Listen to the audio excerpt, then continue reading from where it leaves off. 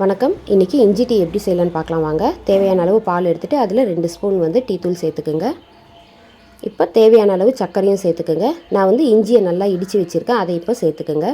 சேர்த்து நல்லா கலந்து விடுங்க.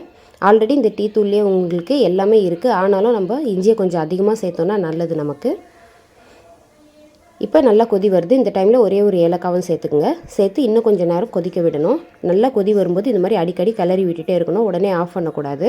சிம்மில் வச்சுட்டு இந்த மாதிரி அடிக்கடி கிளறி விட்டுட்டே இருந்தால் தான் உங்களுக்கு அந்த டேஸ்ட்டெல்லாம் நல்லா இறங்கும். கொஞ்சம் நேரம் நல்லா கொதித்த பிறகு ஆஃப் பண்ணிவிட்டு நாம் இதை ஃபில்ட்ரு பண்ணி எடுத்துக்கலாம். இப்போ ஃபில்ட்ரு பண்ணிடலாங்க. அவ்வளோதான். ஃபில்ட்ரு பண்ணிவிட்டு நம்ம சூடாக கிளாஸில் ஊற்றி கொடுத்தோன்னா சூப்பரான டேஸ்ட்டில் இஞ்சி டீ ரெடி. இது ஹெல்த்துக்கும் ரொம்ப நல்லதுங்க. வீட்டில் கண்டிப்பாக நீங்கள் ட்ரை பண்ணி பாருங்கள். இந்த வீடியோ உங்களுக்கு பிடிச்சிருக்குன்னு நினைக்கிறேன். பிடிச்சிருந்ததுன்னா லைக் பண்ணிவிடுங்க. மீண்டும் வேறு ஒரு வீடியோவில் நான் உங்களை சந்திக்கிறேன். நன்றி.